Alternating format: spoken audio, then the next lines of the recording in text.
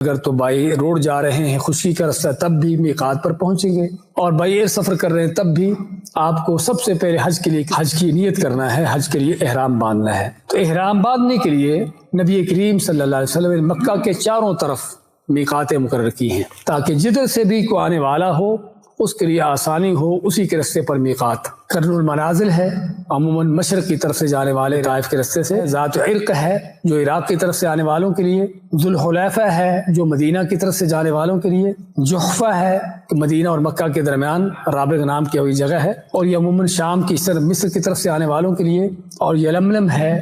کہ جو یمن یا جنوب کی طرف سے آنے والوں کے لیے۔ تو یہ 5 میقاتیں خود نبی کریم صلی اللہ علیہ وسلم نے مقرر کی۔ آپ اگرچہ بحرین سے جا رہے ہیں، وہ پاکستان سے کوئی آ رہا ہے، فرض کرو ان کی اصل میقات جو ہے وہ قرن المنازل ہے کیونکہ یہ اس رستے پر پڑتی ہے، لیکن آپ فرض کرو مدینہ جاتے ہیں، یعنی آپ شروع سے ہی مدینہ چلے جاتے ہیں، تو آپ کی میقات پھر کیا ہوگی؟ آپ کی میقات پھر وہ ذوالحلیفہ ہوگی۔ تو آپ فرماتے ہیں کہ یہ میقاتیں ان علاقوں والوں کے لیے بھی ہیں اور جو بھی یہاں سے گزرے گا اس کے لیے یہ میقات ہے۔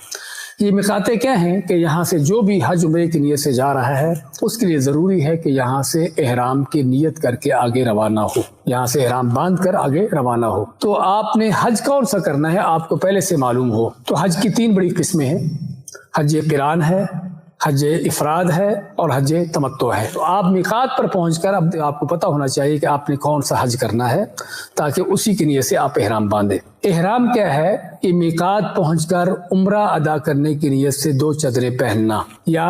حج قران یا افراد کی نیت سے 2 چادریں پہننا۔ جب میقات پہ پہنچیں گے تو اگر تو آپ حج تمتع کر رہے ہیں تو صرف عمرہ کی نیت سے پہنیں گے، اگر حج افراد کر رہے ہیں تو حج کی نیت سے، اور حج قران کر رہے ہیں حج عمرہ دونوں کی نیت سے، تو آپ 2 چادریں پہنیں گے اور نیت کریں گے۔ اصل جو احرام ہے وہ نیت ہے۔ یہاں پر ایک بہت بڑی غلط فہمی ہمارے اکثر لوگوں کو ہوتی ہے کہ وہ صرف احرام کی چادروں کو احرام سمجھتے ہیں۔ اچھا، بعض کیا کرتے ہیں کہ اپنے ملک سے چلتے ہوئے پاکستان میں لاہور کراچی سے وہیں سے میں نے تو اب احرام پہن لیا،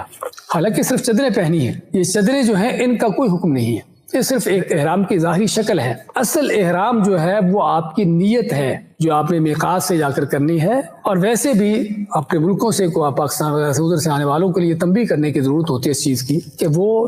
صرف چادروں کو احرام نہ سمجھیں، اور جب تک میقات پر نہ آئیں اس وقت تک وہ نیت بھی نہ کریں۔ ویسے تو دل میں تو نیت ہے ہی کہ آپ حج کرنے جا رہے ہیں، عمرہ کرنے جا رہے ہیں، وہ تو آپ کی نیت ہے،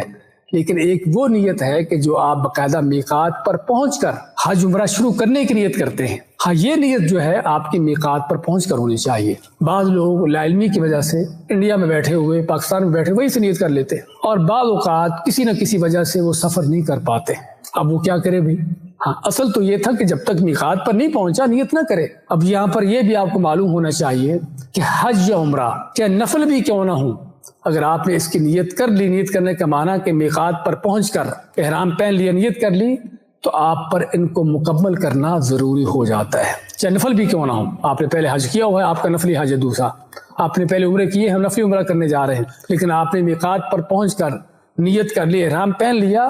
اب آپ پر ضروری ہے کہ اس کو مکمل کریں، بغیر کسی بڑے عذر کی وجہ سے آپ اس کو چھوڑ نہیں سکتے۔ اور اگر چھوڑنا بھی ہے تو اس کے لیے آپ کو دم دینا ہوگا، یعنی بکرا جانور ذبح کرنا ہوگا مکہ میں، تب جا کر آپ کا احرام کھلے گا۔ اس لیے آدمی چاہے جائے کہ اپنے آپ کو ان طرح کی مشکلات میں ڈالے تو جب تک میقات پر نہ پہنچے اس وقت تک نیت نہ کرے۔ صرف ایئرپورٹ سے ہی اپنے ملک سے نیت کر لینا یہ سنت کے بھی خلاف ہے، اور ویسے بھی انسان کے لیے طرح طرح کی مشکلات آ سکتی ہیں۔ احرام باندھتے ہوئے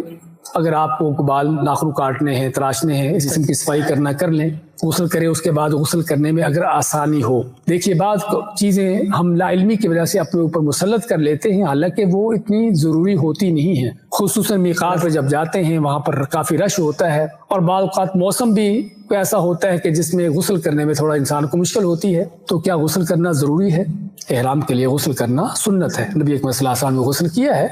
لیکن فرض نہیں ہے۔ اگر آپ کے لیے آسانی ہو غسل کیجیے، اچھی بات ہے، کرنا چاہیے، لیکن اگر دیکھیں کہ غسل کرنے میں مشکل ہو رہی ہے، رش زیادہ ہے اور کس طرح کی حالت ہے، تو آپ وضو بھی کر لیں، وہی کافی ہے۔ لیکن اس سے پہلے اگر آپ کو فرض کرو جسم کی صفائی کی ضرورت ہے، خوشبو لگائیے، غسل کر کے جسم کو خوشبو لگائیے، کپڑوں کو نہیں، احرام کو نہیں۔ نہ عورت اپنے کپڑوں کو لگائے اور نہ مرد اپنے احرام کو لگائے، لیکن جسم کو خوشبو لگانا نیت کرنے سے پہلے تو خوشبو لگانا جسم کو، اور بال ناخن وغیرہ کاٹنا ہے۔ اس کے بعد جو ہے یہ سارا صفائی کرنے کے بعد مرد جو ہے وہ 2 چادریں پہنے، ایک تہبند بنا لے اور دوسری کو دونوں کندھوں پر اوڑھ لے، کیونکہ بعض لوگوں کو دیکھا جاتا ہے کہ وہ یہیں سے ہی دائیں کندھا ننگا کر لیتے ہیں اور پھر حج کے آخر تک وہ ننگا ہی رہتا ہے۔ یہ صرف کندھا ننگا کرنا ہے طواف کے اندر جا کر، تو یہاں پر آپ نے دونوں کندھوں پر چادر اس طرح لپیٹ لینی ہے اور ایک دوسری تہبند بنا لینی ہے۔ اچھا، اس میں کلپ وغیرہ لگا سکتے ہیں، بٹن لگا سکتے ہیں، اس میں کوئی ایسی حرج کی بات نہیں، تاکہ آپ کا احرام کنٹرول رہے تو اس کو ٹچ بٹن وغیرہ یا کوئی کلپ وغیرہ ایسا کسی لگا سکتے ہیں۔ احرام آپ نے ابھی پہنا، غسل کر کے چادریں پہن لی، ابھی آپ نے نیت نہیں کی۔ ہم دیکھتے ہیں کہ لوگ احرام پہن کر 2 رکعتیں پڑھتے ہیں اور کہتے ہیں کہ یہ احرام کی 2 رکعتیں ہیں، تو کیا احرام کی الگ سے کوئی نماز ہے؟ احرام کی الگ سے کوئی نماز نہیں ہے۔ ہاں، بہتر افضل یہ ہے کہ آپ احرام کی نیت کسی نماز کے بعد کریں، یعنی ظہر کی ہو، عصر کی ہو، کوئی بھی نماز ہو، کیونکہ نبی کریم صلی اللہ علیہ وسلم نے جب احرام باندھا تھا مدینہ سے نکلتے ہوئے تو آپ نے عصر کی نماز پڑھ کے اس کی نیت کی تھی۔ تو اس لیے اگر کوئی نماز کا وقت آپ کو مل جاتا ہے تو نماز پڑھ کے آپ احرام کی نیت کریں تو اچھی بات ہے، سنت کے مطابق ہے، ورنہ احرام کے لیے الگ سے کوئی 2 رکعتیں پڑھنا یہ سنت نہیں۔ ہاں، ویسے آپ نے وضو کیا ہے، وضو کی 2 رکعتیں پڑھ سکتے ہیں، مسجد میں داخل ہوئے ہیں، مسجد میں داخل ہونے کی تحیت مسجد پڑھ سکتے ہیں، لیکن نہ سمجھا جائے کہ نہ احرام کی کوئی 2 رکعتیں ہیں، ایسی کوئی نماز احادیث سے ثابت نہیں ہے۔ تو اور اگر فرض کرو کوئی آدمی ٹائم نہیں تھا، بس تیار تھی یا ساتھی تیار تھے اور احرام اس نے پہنا، چلو بھی چلیں، اس کو 2 رکعتیں پڑھنے کا ٹائم نہیں ملا، تو کیا اس کا احرام ہوگا؟ ہاں، ہو جائے گا، کیونکہ احرام کی کوئی نماز الگ سے ہے ہی نہیں۔ لیکن جسے بتایا ہے کہ بہتر افضل ہے کہ اگر موقع ملے تو کوئی نماز پڑھ لے اس وقت، چاہے وہ تحیت الوضو ہو، تحیت المسجد ہو یا کوئی فرض نماز ہو۔ تو اب آپ نے احرام کی نیت کرنا ہے۔ احرام کی نیت جسے ہم نے بتایا ہے کہ آپ کون سا حج کر رہے ہیں اس لحاظ سے۔ حج قران ہے، اللہم لبیک حجا و عمرہ، یا اپنی زبان میں بھی کہہ سکتے ہیں اللہ میں حج عمرے کے لیے حاضر ہوں۔ اگر حج تمتع ہے تو صرف عمرہ کی نیت کریں گے، اگر صرف حج ہے تو صرف حج کی نیت کریں گے۔ اب نیت آپ نے کر لی، اب آپ کا احرام شروع ہوا، چادریں پہننے سے نہیں، ممکن چادریں آپ نے گھنٹہ پہلے پہنی ہو، اب آپ نے جب نیت کر لی نا، اب آپ کا احرام شروع ہوا ہے کہ آپ نیت کب کریں؟ میقات پر کھڑے ہوئے، مسجد میں بیٹھے ہوئے، یا کہ جب آپ سواری پر سوار ہو جائیں، خصوصاً اگر بائی روڈ ہے، آپ بس وغیرہ پہ اپنی گاڑی پہ ہیں تو میقات پہ احرام باندھ کے جب سواری پر سوار ہوں تو سنت یہاں پر ہے کہ آپ یہاں سے نیت کریں، یہاں پر بیٹھ کر۔ صحیح مسلم میں حضرت جابر رضی اللہ تعالیٰ عنہ نبی کریم صلی اللہ علیہ وسلم کے حج کا پورا طریقہ انہوں نے بیان کیا ہے، تو فرماتے ہیں